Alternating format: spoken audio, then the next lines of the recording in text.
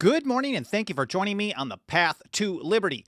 I'm Michael Bolden with the 10th Amendment Center, and this is the show for Wednesday, May 25th, 2022. And on this episode, I've got your favorite topic and mine, of course. We're talking about the 10th Amendment, but this time I want to address a view from ratification that adding it would be redundant. There was no need to have a 10th Amendment because the leading Federalists kept describing the unamended Constitution as having the exact same structure of delegated, expressly delegated, and reserved powers even before the 10th was drafted. So I'm going to highlight what I think is a nice distribution from the various states of the top 10 or so of those views. People like James Wilson, James Madison, Roger Sherman, Noah Webster, Edmund Randolph, and, well, a few others.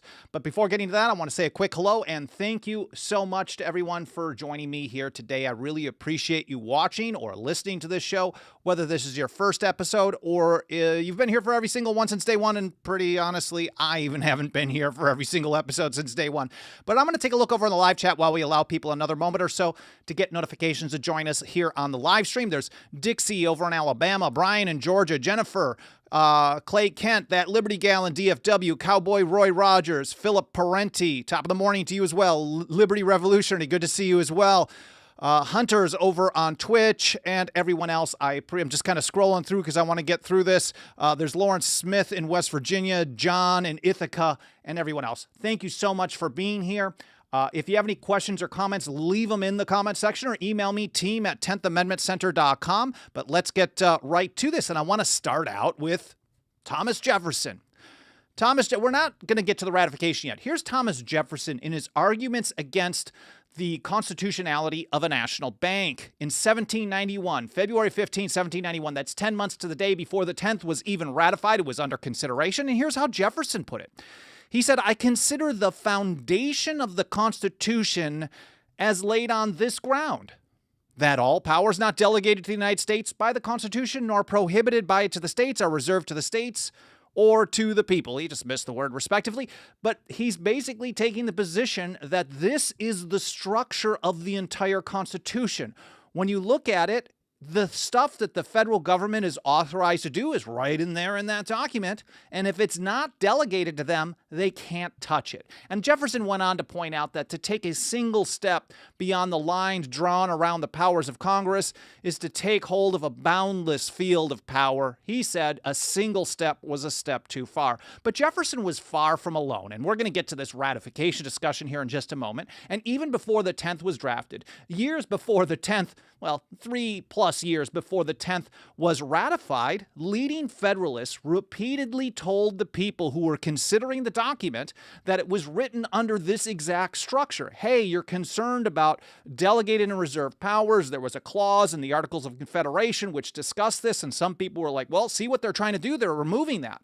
And they said over and over and over, if you ratify, this is the legal meaning of it already.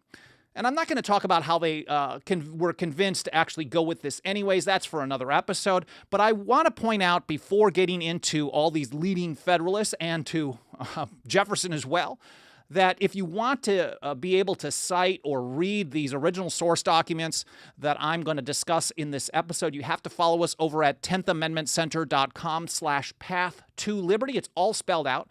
That's our show homepage, where you're going to find all the archives of the show. And for each episode, I publish a blog post for each individual episode about an hour or so, maybe 2 hours after the live broadcast is done. It looks like I accidentally put something that isn't one of our episodes in that section, so sometimes you'll find a bonus.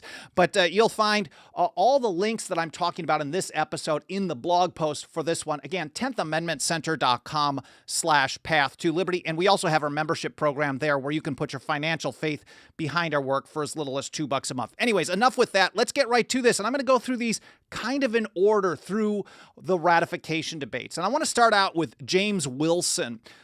His State House Yard speech of October 6, 1787, which if you've heard me talk about ratification, I've pointed out many times that the Federalist Papers today have an outsized influence on how we actually try to study the original legal meaning of the Constitution. They were primarily impactful on ratification, on the meaning to the ratifiers in the state of New York, in the debates in New York. They were published elsewhere, but they did not have the impact that we give them today. What was probably most influential around the states during ratification from the Federalist side was James Wilson's State House Yard speech of October 6, 1787. And he starts out really right at the beginning of this. And this is October 6, 1787, just weeks after Constitution Day, September 17th, 1787, right? And here's how he starts it out. Right near the beginning, he's talking about delegated and reserved powers, the differences between the state constitutions and the new proposed federal constitution. He says, in delegating federal powers, another criterion was necessarily introduced, and the congressional authority is to be collected not from tacit implication, but from the positive grant expressed in the instrument of the Union. So not implied powers, but from things that were positively granted expressly in the instrument of the Union, in the document itself. He said everything which is not given is reserved. This is really the structure of what became the 10th Amendment. And Wilson is telling the people here, even before the first vote for ratification came through, that the Constitution was built on that structure. Here's Noah Webster, who followed up on this October 10th, 1787. And he said the Constitution defines the powers of Congress, and every power not expressly delegated to that body remains in the several state legislatures. And of course, the legislatures were under the control of the people of each state. He said the sovereignty. Now, sovereignty, we know to the founders, is final authority. All through history, sovereignty, final authority was in the hands of a single person or a small group of people. And under the American system, and Wilson and others, and Webster here as well talks about this, that final authority is not in the hands of the federal government. In fact, it's not even supposed to be in the hands of the state government. Final authority, all power is supposed to flow from the people of the several states. But anyways, the sovereignty and the Republican form of government of each state, Webster writes, is guaranteed by the Constitution, and the bounds of jurisdiction between the federal and respective state governments are marked with precision. We're told so many times today, you can't really figure out. You're on a treasure hunt trying to figure out what they meant by which powers were delegated to the federal government, which ones were reserved to the states. So we need lawyers. We need the courts to tell us what they meant, even though the courts really only look at what the courts have said over the years. And then the courts change their minds once in a while. They never really look at the ratification debates. They're starting to a little bit, which I guess is positive. We want to encourage that as much as possible. But here's Noah Webster specifically telling the people, if you ratify, the jurisdiction, the line in the sand is marked with precision. Roger Sherman up in Connecticut had a very similar view in December 1787. He said the powers vested in the federal government are only such as respect the common interests of the Union and are particularly defined. Again, they're really hammering home these are very specific things that they're authorized to do. Now, there are people, and I've mentioned this a couple of times recently, there are some people, probably like Alexander Hamilton, who I'm going to get to in a moment here as well, who would sell the view of expressly delegated, particularly defined powers, but had a goal in mind after ratification to expand them, and that's probably why he had that debate with Jefferson over the National Bank in 1791. And James Madison even talked about that when he jumped into that debate in 1791 before Jefferson did. He's like, before when we were in ratification, we specifically discussed the idea in Philadelphia of having Congress be able to charter a bank, and we rejected it. Now you're telling us that this is some kind of implied power? This is nonsense. Anyways, that's a side note. I've done episodes on that as well that I don't have ready to link in the show notes, but you can find them over at 10thamendmentcenter.com/path to liberty. Again, Roger Sherman says the powers in the federal government are particularly defined so that each state retains its sovereignty in what respects its own internal government, and a right to exercise every power of a sovereign state not delegated to the United States. He goes on, he says, and though the general government, and he kind of gets into a supremacy clause discussion here as well.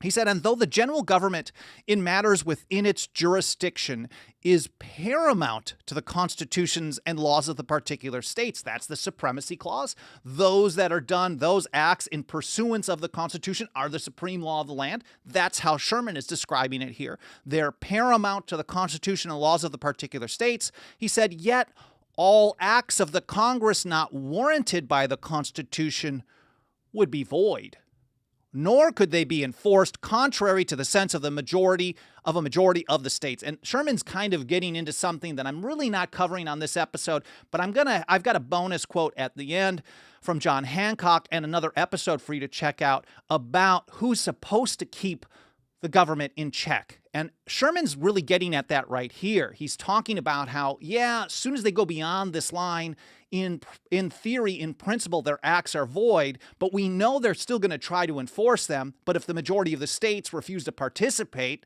then they can't get that done. That's a quick side note, but Roger Sherman with his view. Here's Charles Pinckney, his speech in the South Carolina legislature discussing the ratification convention that was later that year that was, well, they were planning for it. This is January 16, 1788. This is a paraphrase. He said, "No powers could be executed or assumed by the federal government, but such as were expressly delegated." Over and over and over. We've got Pennsylvania, we've got Connecticut, South Carolina, we've got Virginia and elsewhere. Here's James Madison, Federalist 45, January 26, 1788. Basically sounding like what Roger Sherman had to say. I'm not sure if they were communicating to each other. We actually don't even know who Roger Sherman sent that letter to, so it's listed in all the original source documents as Roger Sherman to blank, December 8th, 1787. But Madison is reiterating this same view in his Federalist number 45, urging the people of New York to ratify. He said, "The powers delegated by the proposed Constitution to the federal government are few and defined." Again, they're to the Federalist advocates of the Constitution. These powers expressly delegated weren't vague, and I know a lot of the argument against that, and I've covered that elsewhere. The Anti-Federalists told us over and over, we're concerned about terms like necessary and proper and general welfare and regulate commerce and things like that, because they were concerned that even if people like Brutus, for example, basically took the position that, yes, I understand what Mr. Wilson is telling us that these clauses mean under the law, but we know that people with power will always try to expand their own power, and if there's anything that they can do to read something in a more vague, more expansive way, they will, and these are not defined well enough. That was the argument against it. But the Federalists were telling us, no, these are very specific legal terms, and they have very specifically defined meanings. And that's what Madison said as well. He said, so the powers delegated are few and defined. Those which are to remain in the state governments are numerous and indefinite.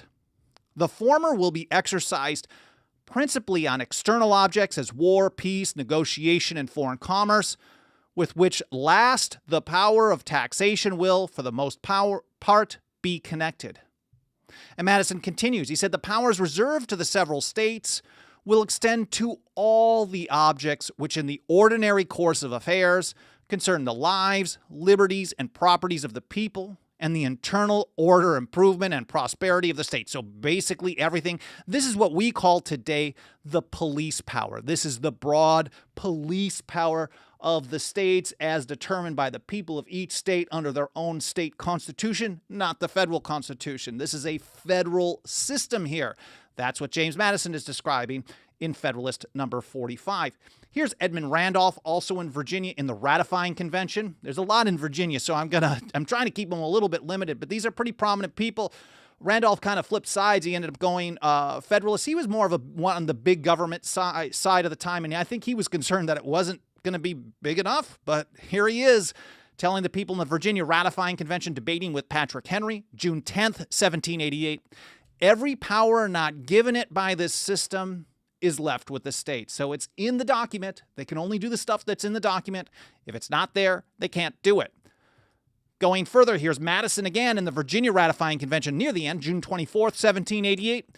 And he's really, really hammering this view home. Now, we didn't know at the time, they didn't know that Madison was writing those Federalist papers, and I'm not sure how much publication they got in Virginia. I have to look into that again. The guy who knows the Virginia ratification debates better than anyone is Kevin Gutzman. You got to follow him and read his book on that at some point, but that's a quick aside. Anyways, here's Madison, June 24th, 1788.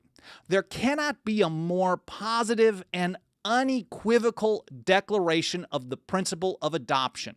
This is unequivocal. No questions asked about this. This is absurd to even go against it, Madison is telling us. And he said what? That everything not granted is reserved. This is obviously and self-evidently the case without the Declaration. He was responding in debate about a proposal during ratification. They wanted to follow the lead of Hancock, Samuel Adams, and others in Massachusetts, and then again the Federalists in South Carolina, which I covered on Monday's show, and some others. They wanted to follow this lead to say, we're going to ratify, but we're going to recommend amendments. And one of the recommended amendments, again, in Virginia, was that all power was only going to be expressly delegated. Everything else was going to be reserved. And Madison saying, what's the point of adding this? This is how the document is already structured. We don't have to say that. But I think really the view was, we don't want to trust it to that. Really, let's hammer it home. We had it in the Articles of Confederation. If we remove it, some people are going to read this at some point as meaning that's not what it was drafted to be. And, well, I think both sides had a very good point on that. He said, this is obviously and self-evidently the case without the Declaration. Can the general government exercise any power not delegated? He's asking a rhetorical question. Obviously not. That's James Madison, June 24th, 1788. And here's our great buddy, Alexander Hamilton.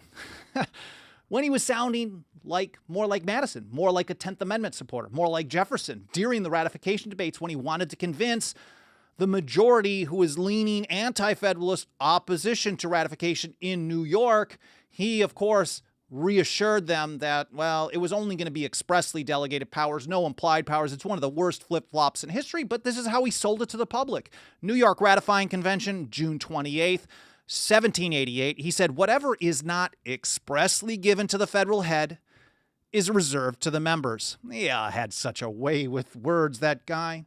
And here's down in North Carolina, Archibald McLean, North Carolina Ratifying Convention, July 28th. I think it's Hillsborough, 1788. And again, he says the powers of Congress are expressly defined. The powers of Congress are limited and enumerated. Enumerated, basically, they're listing them out, like a bullet point list. They've put them in there so we know what they are. There is no guesswork about this. He says, we say we have given them those powers, but we do not say we have given them more. These are the powers they have. If you want to do more, you amend it. They had a process. We retain all those rights which we have not given away to the general government. Just a quick point. The reason I wanted to include that is because during ratification, the founding generation often used in this context the word rights and powers interchangeably. The right of local self-government is basically states' rights. And I know a lot of people say, but states don't have rights, only people do. And yes, I agree with that. But that's not how it was used in this context. They weren't saying that a government was empowered. This is a right to do action under the guidance or the direction of the people of that particular state. We retain all those rights which we have not given away to the general government. You can just put, we retain all those powers, and it has the exact same meaning. But Archibald McLean was far from alone on this, and I should do an episode covering this in more detail at some point. Here's Governor Samuel Johnston saying the exact same thing, same day, July 28th in North Carolina, 1788. And he puts it in comparison to a monarchy, because that's what they were concerned with. The anti-federalist argument, especially if you've been listening to my discussions on Brutus, Cato, Patrick Henry's speeches, which I just started recently. The concern was it was going to lead, especially with vague terms, was going to lead to an aristocracy. Patrick Henry was concerned about the power of the king, of the president. He said, wow, I just nailed it there, huh? He said, your president may easily become king. Even if you elect them, they were concerned about an elective despotism. Richard Henry Lee warned that's not the government we fought for. So there was a big concern about aristocracy and aristocratic government, the power of a king, whether in name or in action, doesn't matter. In a monarchy, Governor Johnston said, all power may be supposed to be vested in the monarch except what may be reserved by a Bill of Rights. So we think of a Bill of Rights as a tool. Well, I don't, and I know you probably don't, but most people today think of a Bill of Rights as a tool for one central power to protect you against the vassal states of that central power, which is just absurd. But really, a Bill of Rights all through history was something different. It was to clarify that even though the monarch had sovereignty, final authority, they added this list of stuff to say, well, we know You were ordained to have total, complete, and absolute power and sovereignty, and we don't deny you that, of course. But we have this Bill of Rights that you've agreed to, and this is the stuff that you're not going to touch. So it was totally opposite, this idea of a Bill of Rights, and that's why a lot of the Federalist supporters of the Constitution were concerned about this. If you add a Bill of Rights, because this is how it's always been, people are going to look at it like that again. Oh, do they have complete and total general power to do whatever they want, whatever they think is necessary and proper or convenient, as Hamilton twisted the word necessary to mean some years later, and John Marshall reaffirmed? And maybe the warning was correct, but they were the ones who did it. So in a monarchy, Governor Johnston said, all power may be supposed to be vested in the monarch except what may be reserved by a Bill of Rights. In England, in every instance where the rights of the people are not declared, the prerogative of the king is supposed to extend. So the king has total power unless you say you can't do this. He said, but in this country, we say that what rights we do not give away remain with us. Again, what rights? Rights also consist of the right to local self-government. It's also interchangeable with the term powers here. That was Governor Samuel Johnston, North Carolina, July 28th, 1788. And I told you I had a bonus one that I want to mention as well, and that's John Hancock. I think it's the last day or right at the end of the Massachusetts Ratifying Convention, and he's talking about what became the 10th Amendment. Massachusetts was the first state to include recommended amendments in their ratification document. The first thing that they listed was a precursor to the 10th. We know that Hancock himself was drafting up proposed amendments in secret. I have not read them myself, so I'm not sure what he was talking about, but we know he was concerned about a consolidated government. He was totally on board. Well, he got on board with ratification. Samuel Adams joined in with him, even though they had had some political disagreements for a number of years by that point. But he finally got on board with ratification. It was a very close vote. Only once they made an agreement to say, yes, we'll include this text in an amendment at some point soon, that what became the 10th Amendment. And here's John Hancock. He's telling the people, we can go with this. Why? Because the powers reserved by the people render them secure. They've only delegated certain things to the federal government, but everything else is left to the people, and the people have the power to protect themselves. And that leads me to this extra episode I want you to check out, whether you have already or not. This is a really important message. Who is supposed to keep the feds in check? Are we supposed to rely on the federal government to somehow magically limit its own power? Going to the government to get the government to limit the power of the government, especially when the government is the problem, that they've caused the problem in most situations in the first place. This is not just a dumb strategy. It has led to the largest government in the history of the world. And we have to take a different approach. I know we're doing that here. You're doing that with us. That's why we're all here together, is to take a stand for the Constitution and liberty, whether the government wants us to or not. And that's a message we work hard every single day to get out to more and more people, to reach and teach people how to keep the government in check without relying on the government. That's the only way to do it. Jefferson told us, we're not going to move from despotism to liberty in a featherbed. So that doesn't mean it's going to be easy, but we have to take the right path to liberty. That's my pun. But nothing helps us get that job done more than the financial faith and support of our members. You can join us for as little as $2 a month over at 10thamendmentcenter.com/members. Any consideration you can give to joining us today, I would be very grateful. Do not feel obligated. Let me take a look over in the live chat and see if there's any comments or questions I can get back to here.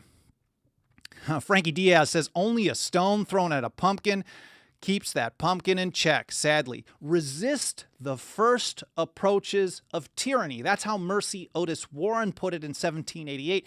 If we do not resist at the first attack, James Otis Jr. put it, I think 1764, it may soon be too late. James Iredell, Federalist, in North Carolina Ratifying Convention, who was one of the first associate justices on the first, maybe been number fourth or so on the Supreme Court. He was nominated by George Washington, so he's in that first term.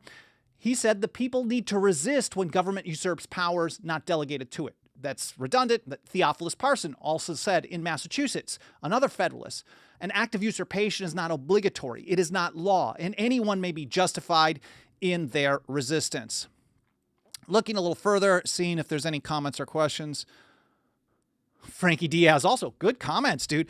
Somebody please cackle at the idea of monarch's sovereignty. And that's kind of what Thomas Paine was doing in Common Sense, January of 1776. And it's so important to actually understand that, because even though we don't have an hereditary monarch, and sometimes we kind of do, we do have an elective despotism. The power of the executive branch, the power of the Senate, the power of the so-called representatives of people are far greater, far, not even close, far greater than the powers that the British levied on the people of the colonies leading up to the War for Independence. Haji, 1954, don't comply. Nullify, of course, that is the key to keeping them in check. Compliance establishes what John Dickinson, the penman of the Revolution, he called the detestable precedent. Clay Kent, F. Alexander Hamilton. Well, we could pay respects. He didn't last too long. Anyways, I hope you guys enjoyed this episode. I hope you learned something. More important than anything, getting that information out to you and to more people. I really appreciate being here. If you want to help me spread the word, leave a review on Apple Podcasts, smash the like button, and leave comments, subscribe, get notifications on all the various video platforms. That will trigger the platform's algorithms and tell them to show it to more people. And I really, really appreciate your help. Again, thank you so much for spending some of your time with me today. Please continue to leave comments, whether live or in the archive. I will take a look through more of them a little bit later today or tomorrow. I really appreciate you being here. I appreciate your support, and I'll see you on Friday here on the Path to Liberty.